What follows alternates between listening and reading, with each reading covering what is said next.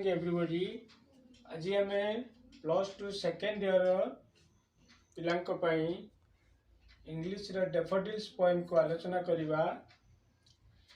Daffodils कविता रे कवि हेले विलियम वर्ड्सवर्थ। ए कविता रे कवि विषय रे हमें फास्ट जानिबा about the poet. In this poem, William Wordsworth is the best known of all the romantic poets.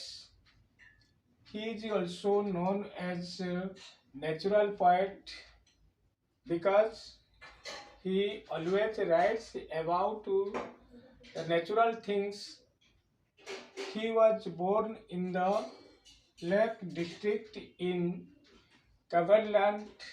He loves to write about natural and natural things. So we called him, or we known as natural poets. आमे कवितार daffodils एक फूल जहाँकि कविताटी को एक व्यक्तिगत अनुभूति को भावपूर्ण भाव कवि एटार प्रकाश करिसंती, जहाँकि निजर भावना को से एठारे वर्णना करिसंती। एकदा कवि वर्ड्सवर्थ एक हृदय कଳରେ गुड़िए सुनेली रंगर डैफोडिल्स फूलर संबार पवन लहरी परी पवन लहरी रे दोली खेलुथिबार देखिबाकू से पाइथिले। सेही फूल गुड़ी को कवि को उज्जवल रात्रिर आकाश रे चिकिमिकी करुथिबा असंख्य तारका मानकू मने पकाई देइथिला। सेही फूल गुड़िकर मुंड हलाई जीवंत नृत्य कला भली प्रतीयमान हेउथिला। लहरी माला डेई डेई नृत्य करुथिले हैं। ई सुंदर फूल गुड़िकर आनंद ताठारु अनेक गुण रे अधिक थिला।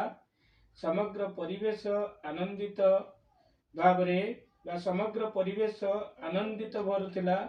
समग्र परिवेश आनंद उल्लास रे विभोर होई उठिथिला एवं सेही आनंद कविंकर हृदय को छुई परिथिला, कविंकर हृदय को उद्वेलित करिथिला। सेही दृश्य कविंक मनरे आउ एक गभीर प्रभाव पकाइथिला। परवर्ती जीवन रे कविंक मन जेतेबेले दुख रे भरी जाइथिला, नृत्यरता डैफोडिल्स फूल गुड़िकर सुंदर दृश्य तांकर अंतचक्षु सम्मुख रे भासी जाउथिला एवं तांकर निरोला मन रे आनंद भरी देइथिला। तेणु कवितार कविंकर निजर अभिज्ञता को वर्णना करा जाइछि, जाफल कि कवि एकाकी बुलुथुवा अवस्था रे निजको एकाकी बोली मन करी नाहंती। तांको सहित परिवेशर समस्त जिनिस परिवेश समूह तांको सहित अछि बोली से कल्पना रे भाबी नैचंती। तेणु प्रथम स्टांजा रे आमे प्रथम स्टांजा टी को पढिबा। I wandered lonely as a cloud that floats on high over vales and hills, when all at once saw a crowd, a host of golden daffodils beside the lake, beneath the trees, fluttering and dancing in the breeze. Okay, Kavita T last stanza प्रथम stanza रे I wandered lonely as a cloud that floats on high over vales and hills, when all at once I saw a crowd, a host of golden daffodils beside the lake, beneath the trees, fluttering and dancing in the breeze. So we have confirmed from that stanza at the beginning, the poet is not only lonely but also in a state of wandering, that is moving about to aimlessly as a crowd, a whole bank of beautiful daffodils covering and dancing in the breeze by the side of the lake beneath the trees. Okay, जेतेबेले कवि प्रथम अवस्था कविताटीर आद्य भागर वर्णना अनुजाई कवि केवल एकाकी नाहंती बरं से एक भाषमान बादल भली लक्ष्यहीन भाव में घूरी बुलुचंती। हठात एक हृदय कଳରେ अनेक डैफोडिल्स हली दोहली पवन रे नाचुथिबार से देखिबाकू पाइचंती। तेणु कवि मानसिक अवस्था को भाषमान बादल सहित तुलना करा जाइथिबारु कवि जे लक्ष्यहीन भाव में भ्रमण करुचंती ता ए कवितांशरु स्टांजारु आमे जानि पारुचंती। तेणु कविता रे जेतले कवि हठात एक हृदय कଳରେ अनेक डैफोडिल्स हली दोहली पवन रे नाचुथिबार से देखिबाकू पाउचंती। कविंकर मानसिक अवस्था को भाषमान बादल सहित तुलना करा जाइछि। तेणु कवि लक्ष्यहीन भाव में भ्रमण करुचंती बोली आमे जानिबाकू पाइले। तेणु एई कविता अनुसार समरी हैला जे at the beginning the poet is not only lonely but also in a state of wandering that is moving about to aimlessly as crowd a whole bank of beautiful daffodils covering and dancing in the breeze by the side of the lake beneath the trees. Okay, एठी meaning of the words wander माने moving बुलिबा, float means भासिबा, valleys माने उपत्यका, a host of means a large number of असंख्य, fluttering माने दोहलिबा quivering, breeze cold wind और मृदु पवन, beneath means under. Okay, तेणु summary आमे यार लिखिबा। So the summary of first stanza, at the beginning the poet is not only lonely but also in a state of wandering that is moving about to aimlessly as a floating cloud.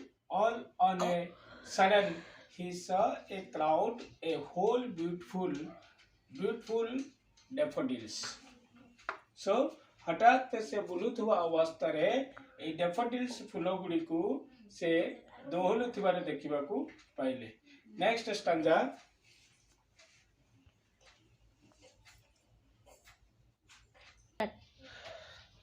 Second stanza टी हैला continuous as the stars that shine and twinkle on the milky way they stretched in never ending line along the margin of a bay 10,000 saw I at a glance touching their heads in sprightly dance.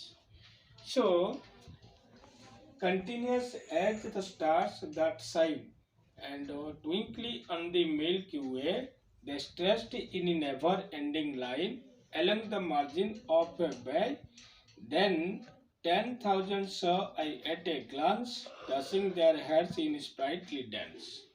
So the meaning of the words twinkle means hela shining, Milky Way hela chaya patha, never ending mane endless सीमाहीन, margin mane hela border Seema, bay means lake, touching means hela moving, sprightly hela hochi lively, glance hela chahani ba looking.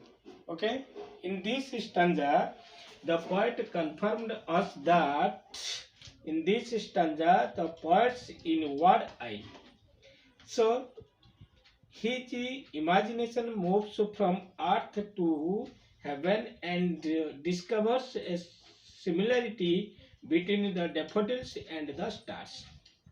एही कवितांश रे कविंकर अंतर्दृष्टि तांको कल्पना शक्ति पृथ्वी पृष्ठरु आकाश को गतिशील होईची एवं से daffodil एवं तारकापुंज मध्य सामंजस्य आविष्कार करिसेंती। अगणित नृत्यमान डैफोडिल तांको आकाशर उज्जवल तारका भली बा तारकाराजी भली मने पड़िची बा तारका मानकर कथा तांकर मने पकाई देइची। हृदय कଳରେ फूल गुडी को तांको अगणित तारका भली मने होईची। एकाथर के से 10,000 संख्यक डैफोडिल्स मुंड हलाई जीवंत भाव नृत्य करुथिबार से देखि पारिचंती। तेणु ए कविता अनुसार कविंकर अति उच्च कोटिर मानसिक दृष्टिगोचर होती से डैफोडिल्स एवं तारकापुंज मध्य सामंजस्य को आविष्कार करिवार सक्षम होई पारिचंती। तेणु अगणित नृत्यमान डैफोडिल तांकु आकाश उज्जवल तारका राजी कथा मन पकाई देछि। तेणु हृदयकल फूल गुड़िक अगणित तारका भली मन होइछि। तेणु एकाथरके से 10,000 संख्यक डैफोडिल से फूल गुड़िक देखिबार से सुजोग पाइचंती बोली वर्णना करिचंती। In this stanza, in the poet's inward eye, कविंकर आखिरे कविंकर चक्षुरे कविंकर अंतर्दृष्टिरे inward eye means कविंकर अंतर्दृष्टिरे his imagination moves from earth to heaven and discovers a similarity between the daffodils and the stars। यही काव्यांशरे यही स्टांजारे कवि फूल आ डैफोडिल्स फूल आ तारकापुंज मध्य सामंजस्य को बारी परिचंती बा सामंजस्य उत्पन्न करिचंती, जा फल कि से तारकापुंज सहित डैफोडिल्स को तुलना करि परिचंती। So in this stanza the poet discovers a similarity between daffodils and the stars। okay, यार मीनिंग सब वेला जे टचिंग मीन्स मूविंग, स्प्राइटली माने लाइवली, ग्लैंस माने लुकिंग। तेणु एही स्टांजा रे कवि डैफोडिल्स आ तारका पुंज मध्य सामंजस्य आविष्कार करिसेंती। अर्थ अगणित नृत्यमान डैफोडिल तांकु आकाश उज्जवल तारकाराजी कथा मन पकाई देछि। तेणु ये फूल गुड़ी को देखी से आकाश रे उज्जवल तारकाराजी मानकर कथा को से मन पकाई पारिचंती। हृदय कूल फूल गुड़िक अगणित तारका भली मन रही, जाफल कि से एकाथरके 10,000 संख्यक डैफोडिल्स फूल गुड़ी को देखी पारिथिबार से आविष्कार करिसंती। ओके